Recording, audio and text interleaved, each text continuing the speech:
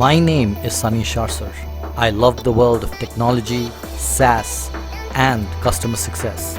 And this is my point of view.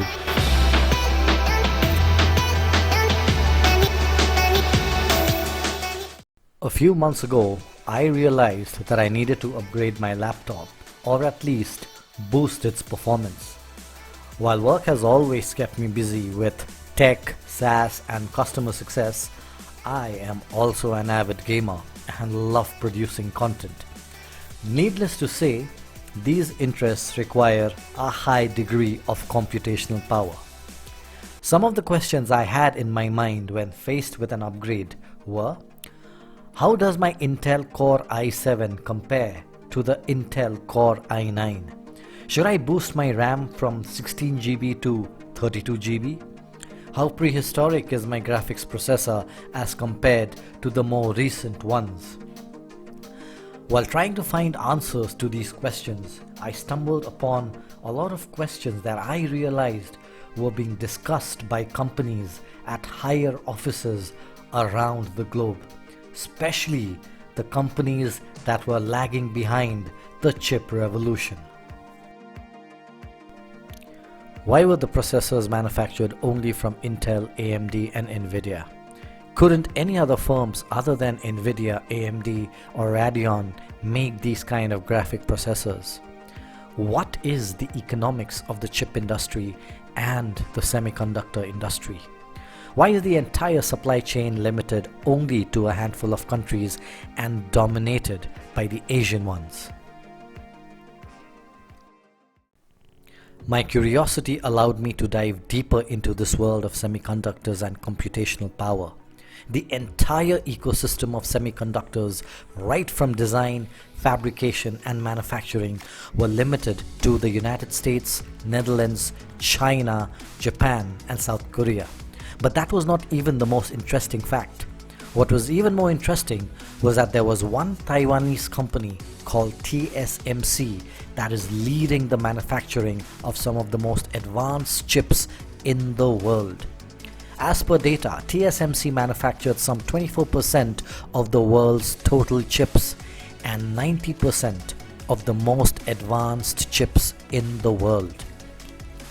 Right from chips on your latest phones to cars, fighter jets, and the one aboard the Mars rover platform comes from TSMC.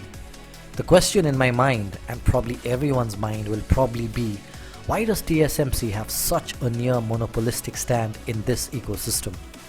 Why is the US, the land of innovation, design, entrepreneurship, not able to match up to the fabrication technology of TSMC? How does Europe fit into this entire chain? And more importantly for me, where does India stand? The simple answer to this is that the design and manufacturing of the chips are two separate processes, and it makes economic sense to keep them that way. For example, Intel designs and manufactures chips in its own facilities, but it is no way close to TSMC as far as manufacturing is concerned. In fact, Intel relies heavily on TSMC to manufacture its chips. Fabrication and manufacturing are complex and capital-intensive businesses requiring mind-boggling investments to the tune of billions of dollars. As per data, a new facility that TSMC is coming up in the United States will see investments in excess of $40 billion, provided there is sufficient talent to back up that kind of investments. As per reports, this plan of setting up this facility has been delayed by a year because the US, surprisingly, does not have the required talent. This bit of news is as surprising as the word itself. Since when did the United States have a shortage of skilled labor, and that too in technology? Turns out that US companies are more or less focused on chip design, leaving the rest, the fabrication and manufacturing, to ultra high-tech economies of Japan, Korea, China, and Taiwan. To give one a perspective on the complexity and the scale at which fabrication of chip works, one must turn their attention to one of the most complex engineering machines ever conceived by humans, the extreme ultraviolet lithography, or EUV machine, This machine is as expensive as it is complex. One unit of this machine can set you back by a cool $200 to $300 million. What does this mean is that due to the high cost of acquisition, only a few handful of companies have the purchasing power and the requirement.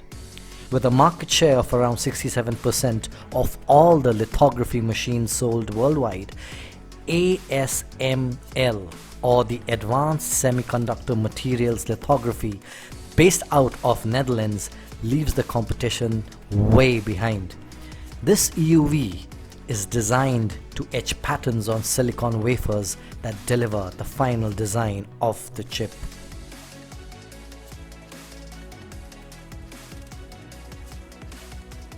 The way the delivery is done is also quite a logistical miracle.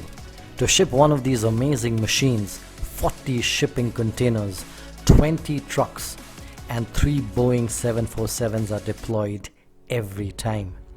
ASML ships these machines to only 5 customers: TSMC, Samsung, Intel, Micron, and SK Hynix. The machines are not sold to China. The Asian countries of Taiwan, Japan, South Korea, and China are the leaders of the pack when it comes to the world of chip fabrication, and it seems that there is no catching up with them, not even the likes of the United States and the countries in Europe. Asia accounts for around 75% of chip production worldwide, and the reason it is leading is because early on it focused only on manufacturing and doing it so well that the entry of new manufacturers elsewhere became impossibly expensive and complex.